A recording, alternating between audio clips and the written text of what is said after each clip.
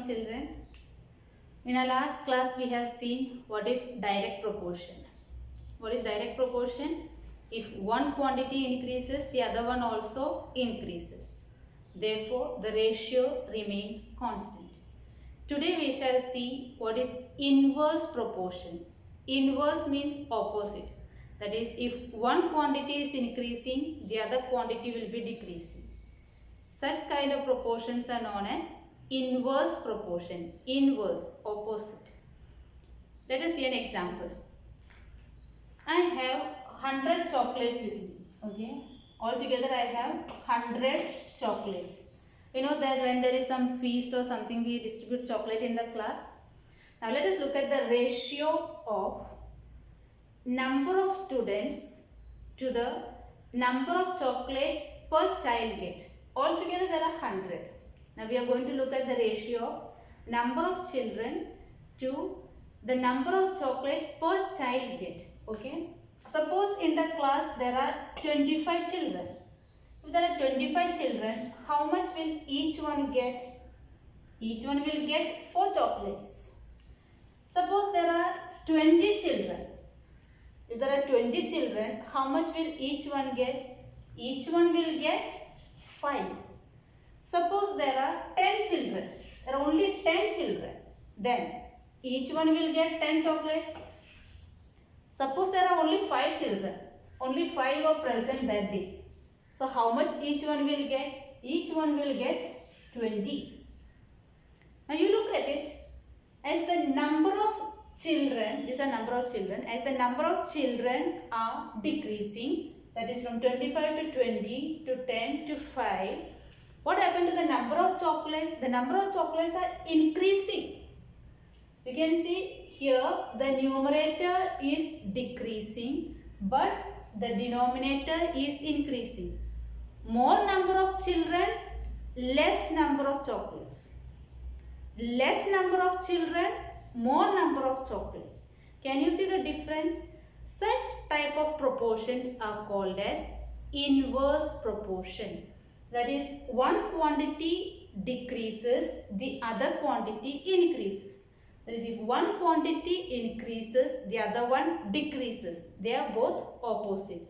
Numerators are increasing, then denominators will be decreasing. If denominators are increasing, then numerators will be decreasing. They are opposite to each other. One increases, the other one decreases. Such type of proportions are called as inverse proportion. Another example, if you look at it, you know that we have a big campus. Suppose we ask you all to pick up the papers, wrappings, all are lying on the ground. And if we send only one child to pick it up, she may take almost 1 hour to pick up all. Suppose we send all 70 children. In less than 5 minutes, everyone will be back in the class. So, less number of children, more time. More number of children, less time. It is also to complete some sort of work. More people, less time. If you are taking less people, then more time required. They are just opposite. Another example for inverse proportion is completing to read the given book or novel or something. Suppose the book contains 200 pages and you put it as per day you will read 10 pages. Then in 20 days you will finish reading. Suppose you read only 1 page per day. Then 200 days you will take to complete reading. This is how the inverse proportion. Okay, one quantity increases, the other quantity decreases. These are the examples of inverse proportion. So you will not be told whether it is an inverse proportion or a direct proportion. By reading the question, you should understand whether it is a direct proportion or inverse proportion.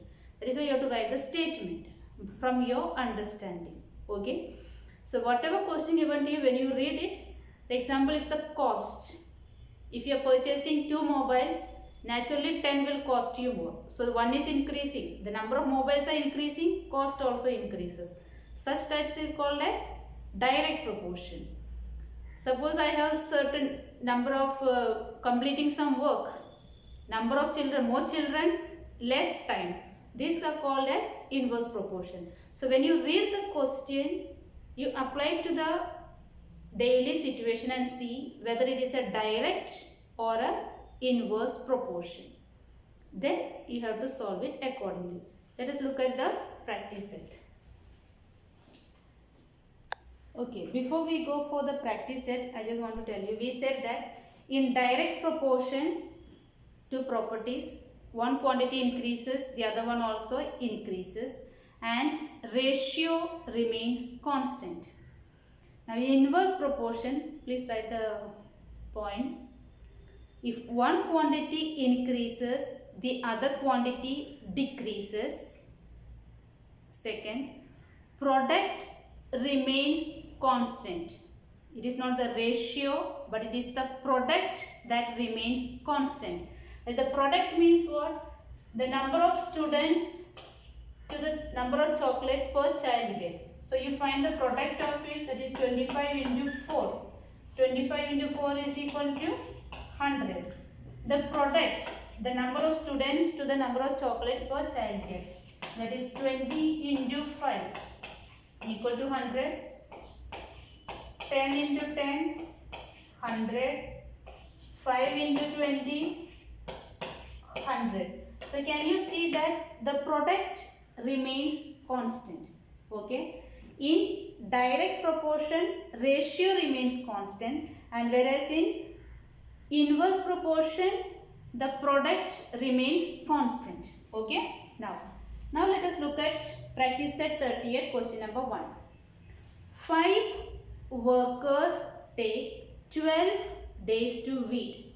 5 of them take 12 days. How many days would 6 workers take? 5 people take 12 days. So 6 people will take more or less. They will require less number of days, isn't it? Steps are same like direct proportion. Whatever we are supposed to find out, consider it as x. Okay. So the number of days 6 workers take be x. That is, let 6 workers take x days. What was the next step? This is an inverse proportion. And in inverse proportion, product is constant. Product remains constant. This is product. Please note over here, we are writing the product as constant, not the ratio. Please don't write it in the ratio form. This I wrote only to show you how one quantity is increasing, the other one is decreasing. Okay? You have to write it in the form of product. How do you write the product form? 5 workers take 12 days, that is equal to, constant to, 6 workers take x days. So the product is constant. Again, you have to find the value of x. Therefore, keep x one side, take the other ones on the other side, and you cancel, you will get 10. Concluding statement is very important. Therefore, 6 workers take 10 days to complete. There is one more part in the same question. How many would 15 takes? Now, 5 workers took 12 days, 6 workers took 10 days, and how many 15 workers would take?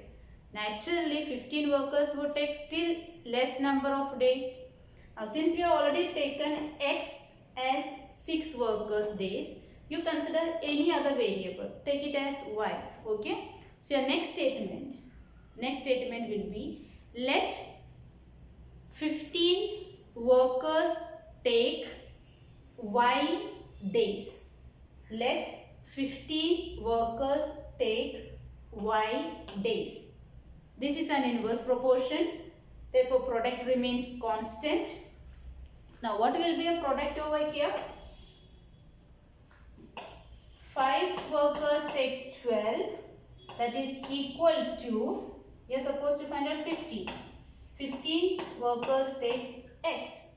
Keep only x one side. So, you will have 5 into 12 upon 15 is equal to x. 5 ones are 1. 3 times 3 ones are 3, 4 times. So how much is your x? X is equal to 4. So you have to write the concluding statement. Therefore 15 workers take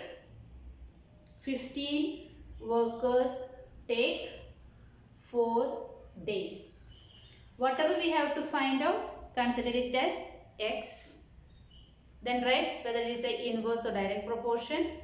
If it is a direct proportion, ratio is constant, write it in the form of ratio. If it is an inverse proportion, product is constant, write it in the form of a product. No ratios are coming over here, write it in the form of a product. Then find the value of the variable, write the concluding statement. Look at the next question. Mohan Rao took 10 days to finish a book, reading 40 pages per day. How many pages must he read in a day to finish it in 8 days? 10 days he took reading 40 pages per day. Now, he wants to complete it in 8 days. So, how many pages he must read? Surely more number of pages.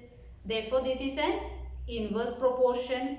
So, let the number of pages to finish in 8 days be x. This is an inverse proportion. Product is constant. Therefore, what is the product that you are getting over here? 40 pages in 10 days equal to 8 days into x pages. This is the product. Because we said that the product remains constant. He has taken 10 days reading 40 pages per day. We are taking x days, x number of pages, and he finishes it in 8 days. So the product remains constant.